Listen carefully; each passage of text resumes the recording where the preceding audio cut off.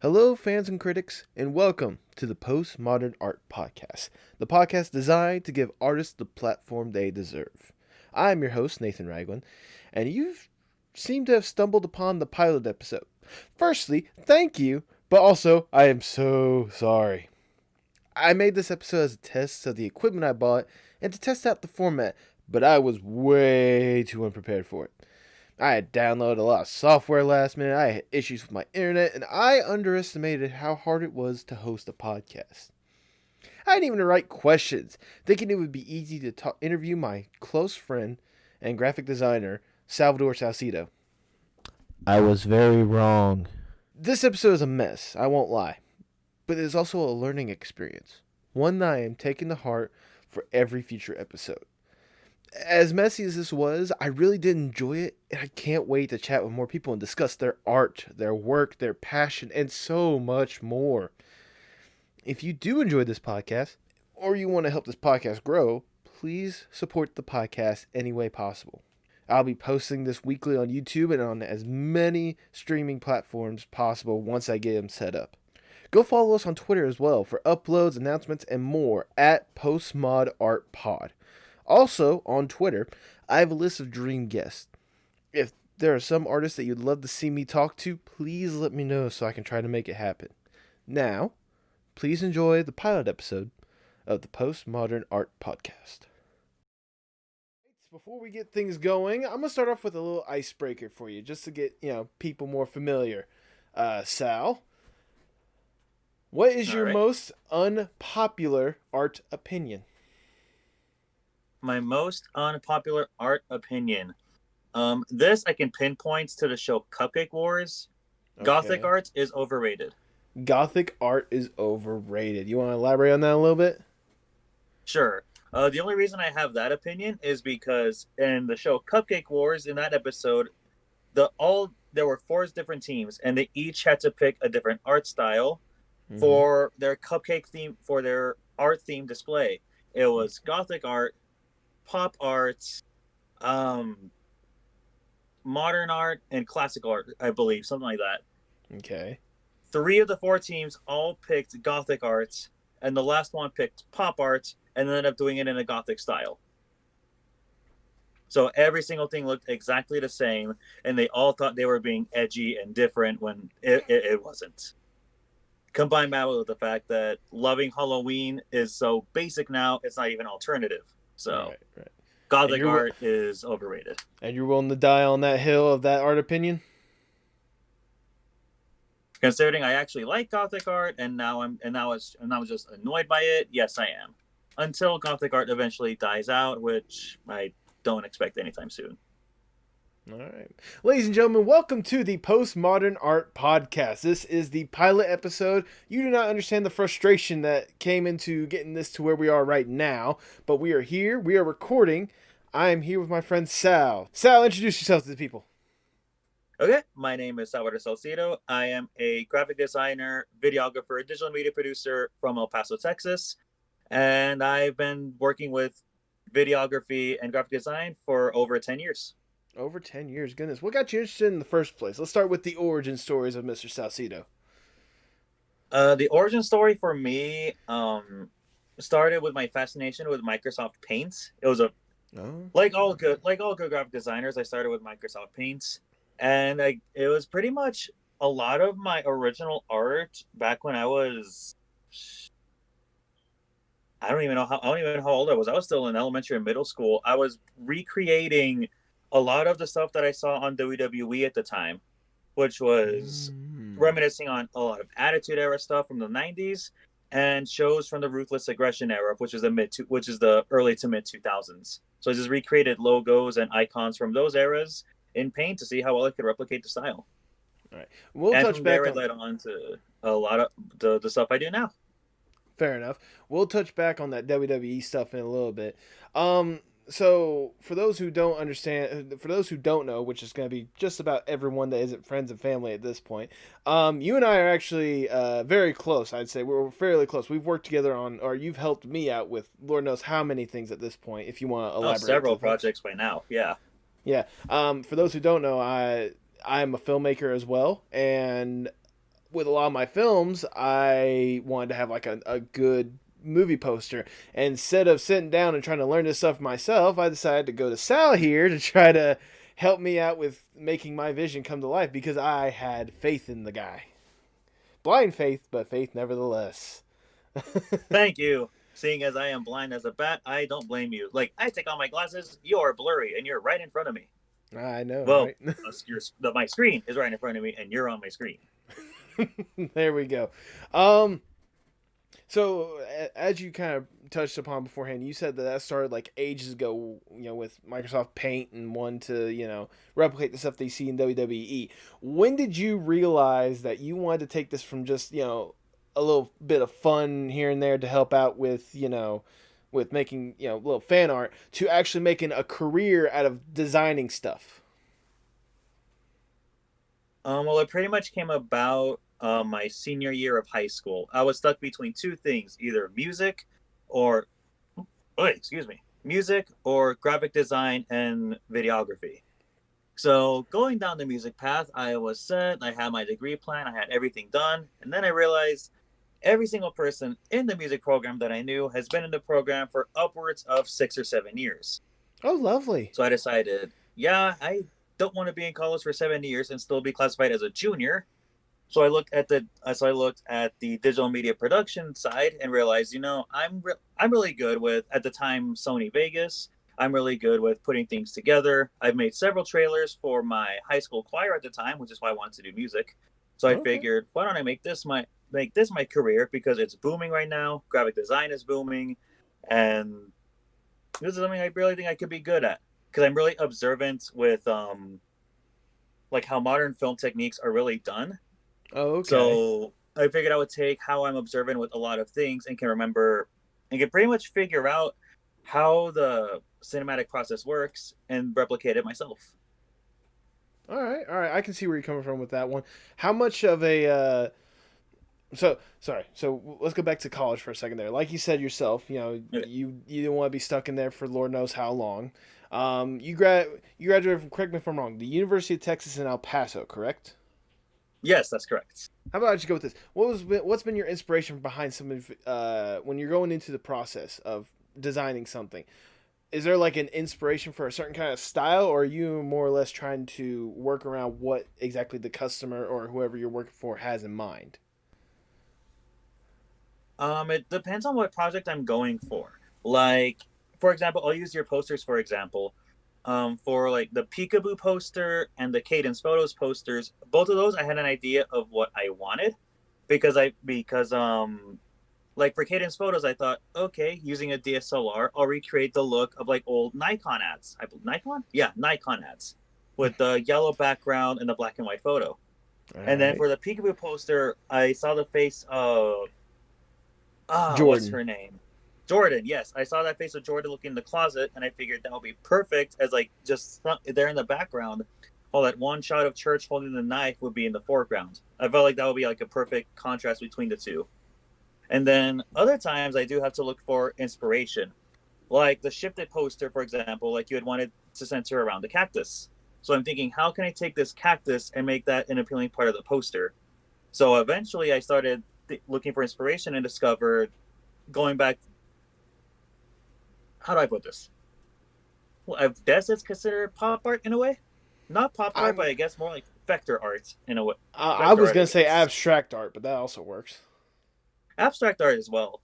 So I saw like a few abstract posters and thought, yeah, that could actually probably work. So I put together the cityscape and the cactus right in front, and actually really loved it. So combine that with the title card, and I thought, yep, this works really well. I'm happy with this. Oh, trust me. Whenever I saw the final product, you'll know how happy I was with that. Oh I yeah, have it. I exactly. have it hanging up on my wall over there. I Oh, really do. beautiful. I wasn't gonna let that thing sit around and collect dust.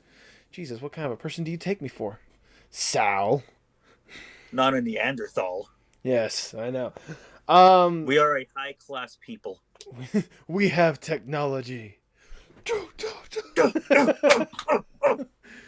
uh, So what is some of the like inspirations that you would have behind some of the pieces that like you were given free reign on the show, or what is kind of like the Sal touch when it comes to any sort of graphic design project that you have?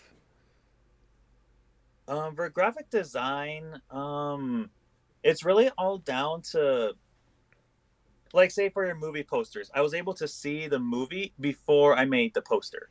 So I Okay. pretty much took inspiration from how the source material is and try to translate that into still art. Like how Peekaboo is the horror film, I got the two shots and put them together. Yeah. Shifted is more of a comedy, so I wanted something that was more bright and colorful, I guess. I only use like three colors, but I guess bright and colorful is the right term.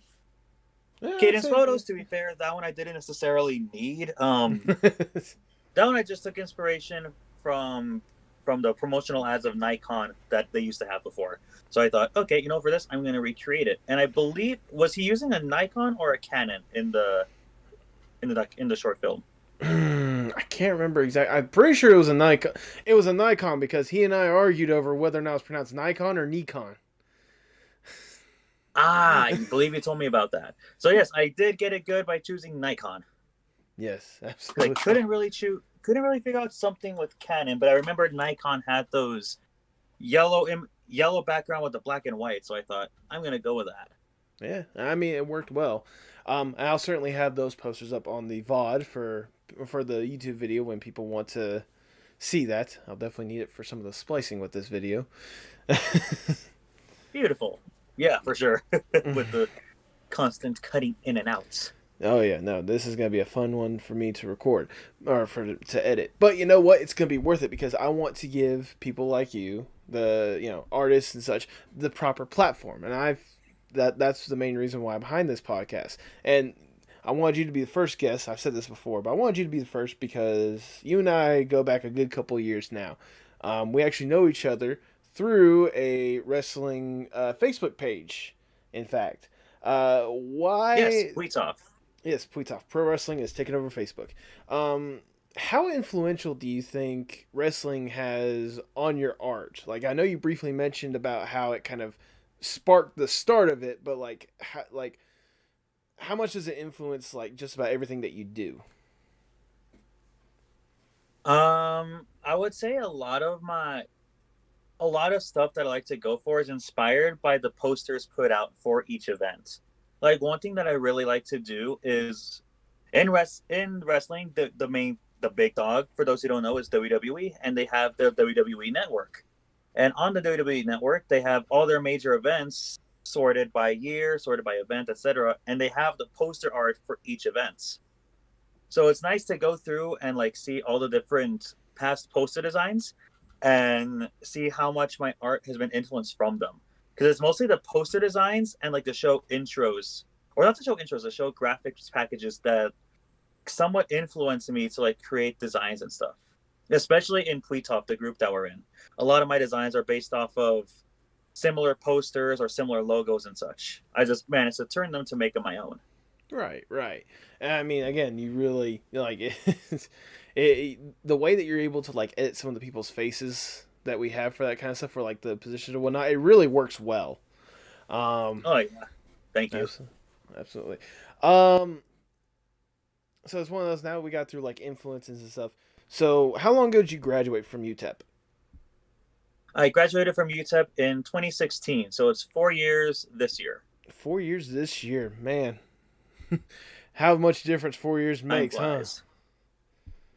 Yeah, huge difference. Been Yeah, considering moving out to Georgia for a very good while now, also with how oh, much the film and design industry is booming. So, that is a very good point. I currently live in Georgia, and I can easily attest to that. Because in fact, that Georgia is basically, before all this quarantine stuff happened, it was basically Hollywood South. And it really still is.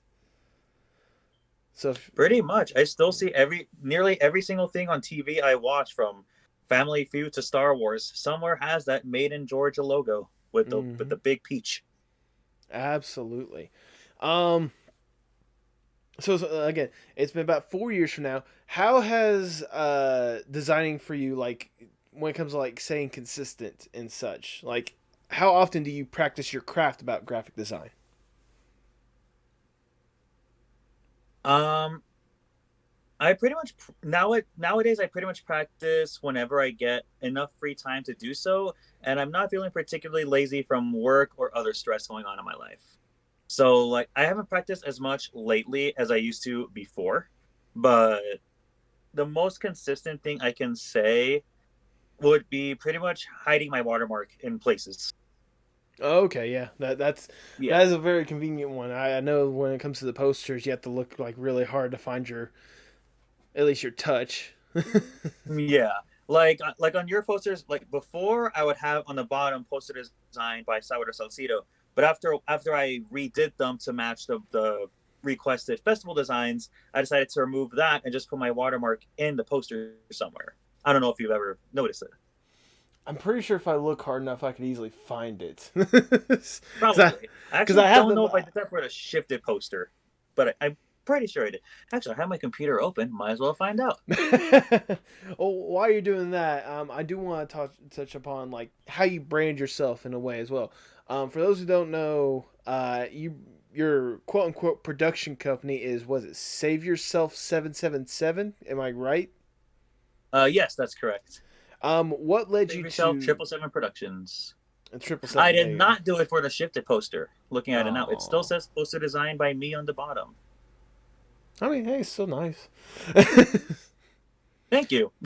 But I'm back very to certain I name. did it for Peekaboo and regularly scheduled broadcasts. Oh, there you go. But anyways, back to the point of like you brand yourself as Save Yourself 777. Is there a reason or a hidden meaning behind that name, or is it just one of those that just sounded nice to you? It was inspired by Chris Jericho's return to WWE in 2008, where he had Mm. the Save Us .29 promos going on. So from there, I noticed somewhere hidden in those promos was what's the word I'm looking for? Was stuff like save yourself, which is the Uh, pun that my label is based off of. So I thought save yourself. My name is Salvador, which translates to savior in Spanish. So it's like savior self. I'm Sal, and then 777. If you look on a phone keypad, the letters for seven are PQRS. My initials are SRS. So that's where save uh, yourself 777 comes in. wow, that was a lot more in depth than I thought it was gonna be. I thought we were gonna touch on like your Christianity aspect, how strong you are with like religion and stuff. With that aspect, That's because an unintended effect of the name, actually. Like I didn't realize that until after I became born again. Like I realized, you know what? It actually translates well to since in Christianity, seven is God's number, that is so true. it translates well to that Yeah, yeah. But I mean, unintended side effect, which I enjoy personally. yeah, absolutely. Um, I hate to ask this question, but how's the work been coming in for you since you've graduated when it comes to graphic design opportunities? Uh, Graphic design opportunities. I've gotten a few here and there. Like the first post graduation I got was for someone named Dustin, and I Okay. made a poster for his Student Government Association campaign. He was running for the Collegiate Senator of Liberal Arts, if I'm correct. And Okay. I based the poster off of an old timey political poster that he saw. I personally actually kind of hate it, but I went for the color scheme that he wanted, which is maroon and yellow. Let me see if I can find it. I'll just leave it for the viewer's imagination because I don't want to use his likeness and then turn around and be like, "Hey, you can't use that." Yeah, that's a good point. But anyways, but However, I like did so, send it to you just so you can see it yourself. just so I can see it myself, I will let you guys know just exactly how obscene this is. Oh dear God! Like I get the look that he was going for. Maybe I can find a way to like blur his face and maybe his name. But like this is just like it's tacky more or less, especially with that color scheme. Yeah, for sure. Like he loved it. He loved it, and I loved it when I still had it based on the original color scheme.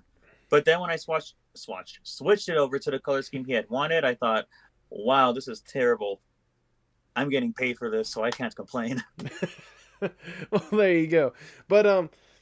But yeah, like so that was like your first Am I allowed one. to say I got paid for it? I think he told me it was supposed to be considered an act of charity, but not telling anyone I got paid.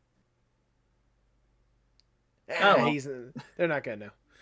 it was 4 years ago. I'm pretty sure he's graduated by this point. There we go. That'll probably be helpful. But anyways, so that was your first one straight out of college. But like, has it been like steady? Has it been like super spotty? I mean, you said you had another job, but I didn't know how well that would coincide with keeping up with graphic design.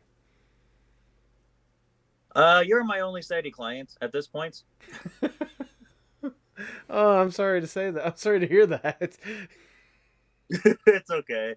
I have branched out looking for different opportunities.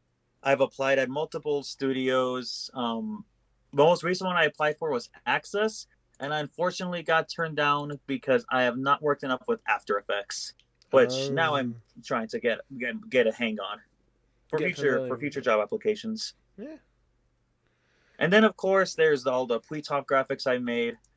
I guess you and Pletop have been my most steady clients. Except I which don't get is paid for Pletop. I just do it because I love it. that Not that I can get paid because I'm kind of ripping off all the designs that I make. But is a very good. Well, then again, if you look at any like indie wrestling poster, 90% of the time they're ripping off something else, yeah, that is true. And I'm pretty sure the graphic designers are getting paid in hot dogs and corn puffs anyway. So which is more than what Putov is paying you. yeah, if anything, if anything, I'm paying out because I have to because I'm paying for the programs. I mean that is also true. So I mean, with all this going on, and would you say that graphic design truly is your passion? Um, I don't want to go as far as say graphic design itself is my passion, but rather it is something I am very passionate about.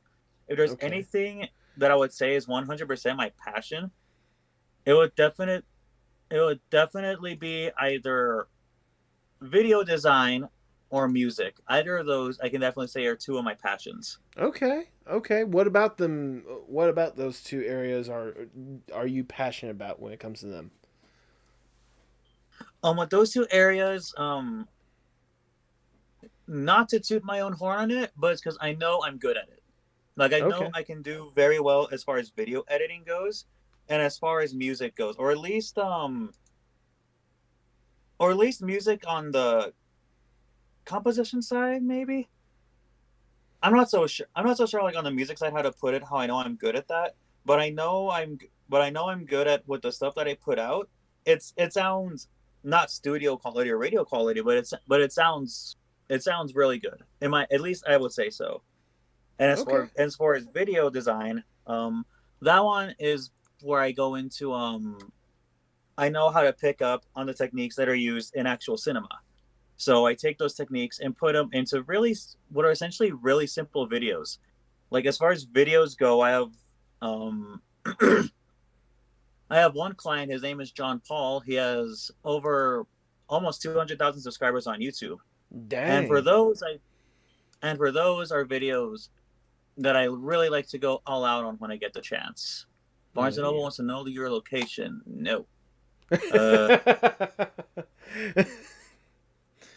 like probably my most proud video I've ever done for him would be.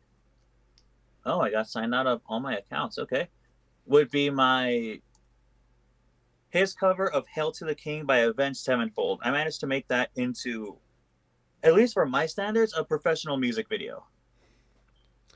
For So those for that wondering, one, I spent about well, it took me about a month and a half to put out, but that's only because of work got in the way. All time considered, it took me about really 2 weeks to edit together, okay. and I put in. Oof, I don't even know how many hours within those 2 weeks I put in with it. But the end product, I was very happy with. I put it out. He was very happy with it. Well, I'm So glad that's every. probably my proudest project that I've done. Well, I'm glad all sides were happy with that one. Oh so, yeah. so, And then another. Oh, go ahead. I was gonna say, for those wondering, if you're watching the YouTube video, I'll be sure to put a link to that video in the description. Awesome. I should send you that link then. That would be helpful. So, you went to college for 4 years for this stuff. I mean, you're hoping to make a successful career out of this stuff. What do you hope to see yourself 5, 10 years from now with sticking with graphic design? Sticking with graphic design, I would say honestly, one thing I would really love to do is actually work for WWE or AEW or any of those companies, because really it was recreating those wrestling graphics as a kid, and doing them all the way up to now in Pletov in the wrestling group. Mm-hmm. For context, by the way, we have Pletov is also an E Federation where we have mock events via text and video promos and stuff. So I make the posters for these events. So from childhood, recreating those logos in Microsoft Paint to now, to where I'm actually doing, again, not to do my own horn, very good looking banners and posters for the EFED. I You're would not really love tooting to the be horn. I making can a. agree with him on this one. Thank you. I would really love to be doing it for the actual big companies, doing their posters, doing their graphics packages. It would be something really good that I think I would do a really good job at, really, because of how passionate I am for wrestling and how long I've been a fan of it. Seeing with all the cutbacks going on with WWE, can we get hashtag Sal to all elite trending? Let's get that going, people. Let's do it. Let's do it. Hashtag Sal is all elite. Sal is all elite. Let's do that. But that's what you're You know what? Let hoping me to. see if I can just up and apply to AEW. Can we do that after the interview, man? Yeah. Okay. Okay. Fair enough. Fair enough. um, one thing I do want to emphasize is for those that like myself who are friends with you, Facebook, Twitter, and all this other stuff. You're very outspoken about certain topics. The main one I think at this point is going against. Correct me if I'm wrong. Like human trafficking, correct? Yes, human trafficking and the sexual exploitation of children. Right, exactly. So explain for some people like the foundations that you've kind of been like aligning with and why you feel like especially passionate about making sure this stuff ends other than common sense. Other than common sense. Really, it sparks. What sparked the big thing in me was like, well, I've always been like against human trafficking. You can thank my sister for bringing my attention to it, because she's the one who was into it before I was, and Mm-hmm. brought my attention towards how big it is in the industry. But what sparked it in me, especially recently, was the discovery of someone who I considered a close, particularly close friend, that I've done video work for and graphic work for. I found out he's actually been on the sex offender registry for sexually assaulting a 15-year-old since 2017, and I worked with him as recently as less than 12 months ago. I Goodness. did videos for him and his youth ensemble. It was a youth ensemble that he was working with. They weren't Good. all particularly underage, and they were all women, and he's homosexual. I don't know if I can rewind on that. And he's gay, and the ensemble was all women, so there technically wasn't a threat there in theory. But it's still off-putting to know that he is on the sex offenders registry for molesting a 15-year-old, and he's been on it for upwards of almost 4 years, and it didn't come to light until this year. Goodness, man. I'm sorry. I feel sorry for your friend to be in that associated with that person in the first place. Yeah, so it turned out to be a really, really shitty situation. Am I allowed to say shitty on this podcast? I'm not gonna censor much for the first episode. You go crazy with it to an extent. Okay, To it an was just a extent. To an really extent. no, I won't go insane on it, but it was just a really shitty thing to find out, because I was close with him. I was always open to working on videos for him, recording him in his music projects, because I met him through music in high school and in college, where we really got to work together. Okay. So to find out that for almost 4 years he's been keeping this secret from all of us, all of us being in the music and being in the music group that we were in, or the music program rather, it was just really upsetting to find out, and that pretty much opened my eyes to know, human trafficking and these type of people can be anywhere. Like, not that he was trafficking anybody, but the fact that he was taking advantage of an underage kid is what really struck a chord with me. And then I come to know that of a lot of my other friends, people in their lives were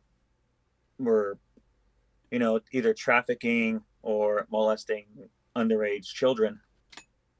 So eventually, that's what's inspired me to start going after the human trafficking and all of that, especially with the going on with Sophie, the Stand with Sophie hashtag, how she's openly speaking out about her molestation, and her mom and grandma aren't listening to her, while the mom's boyfriend is the one doing the molestation. Which, Okay. in a light of Yeah. good news, her father, who's been fighting to take her away from that situation, got full custody. So Which is I'm happy good. for that. Yes, very happy for that. Um, I know a lot of the foundations that probably are behind that stuff is very nonprofit. If they were to come up to you and ask if you could help them out with any of their marketing campaigns, would you gladly hop on board with that? Absolutely, 100% I would. Is there any foundations or organizations that you would highly recommend if people want to have people want awareness to be raised, if they want to learn more about this whole entire situation? At the moment, a couple organizations I know of are, one of them is Not for Sale, pretty much promoting how children are not and should not be for sale to anyone or for any purpose. Another one, well, the movement itself is called the End It Movement. I don't know if Okay. that's an official organization or just name with a movement, but that's where I've seen it all starts. It started also with the Red X. I don't know if you've seen that a lot posted. I But was gonna say I've seen at least you posted. If it's okay with you, I was gonna post a photo of you at one of the most recent Sam with Sophie events with the red X shirt. yes, perfect. That would work out. Yes. But the whole Red X is part of the whole End It movement to end human trafficking. Okay. And for those wondering, if you're watching this on YouTube, I'll be sure to have the links in the description for as many of those that he lists off as possible, so that you can learn more about it as well. You and I, going back to our point that I mentioned way back. You and me go back, a good bit of time, and like I've chatted with you several times about several different random topics, and as I've mentioned before, you've helped me out with a lot of stuff. Like seriously, the posters that you've helped created for me, like they really like helped punctuate the films that I've made. Like the film can speak for itself, and trust me, I've had people tell me plenty about the films themselves. But like the posters was going to grab people's attention in the first place, and you basically help people grab people's attention in the first place. So I can't thank you enough for what you do, at least when it Oh, comes to thank you graphic for the design. opportunity for it. I love working on the posters for you, and Well, it's really nice knowing that my design is getting out there in film festivals and the like. So thank you for that opportunity. yeah, I I really mean that's appreciate part that. that's part of the reason why I wanted you on for the pilot episode for this podcast, because I wanted people to know just how good you are at your craft, and have more people see your stuff and hey, maybe give you more opportunities, more or less, because I really think you deserve it. Thank you. I look forward to any opportunities I could possibly get. Yeah, I mean, hopefully once we get Especially at this point with the COVID, I thought I could have more opportunities, but like none have really come my way, and the ones that I've looked for, they usually go a different route. So whatever opportunities come to me, God willing, I'm very happy to get.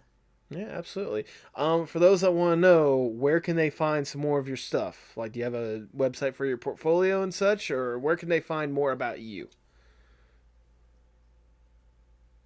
So the places I recommend to find more about me would be either my YouTube channel, youtube.com/, the canvas assassin, or I do have a portfolio that's links will be in the description, I'm assuming, but otherwise it'll be salvadorsalcido.myportfolio.com. I mean, if you send me the links, I'll be more than happy to put those in the description for the YouTube video. Here you go. Wait, where are you? There are you. I haven't gone too far, Sal. I'm right here. That's You can good. talk to me. This is true. Okay, there's the link for that and my YouTube channel. There's also this is more or less professional, more just me, but I also have an Instagram at the Canvas Assassin, What about Twitter as well? Twitter at Canvas Assassin without the in the beginning because Okay, they then. it's having the Canvas Assassin is too many characters. I'll be sure to post all those in the descriptions and make sure that people can see more of you, get to experience more of you. Um, for those who don't know, just out of curiosity, I forgot to ask this earlier. How hard is it to be a graphic designer? How hard is it to design something, in your opinion?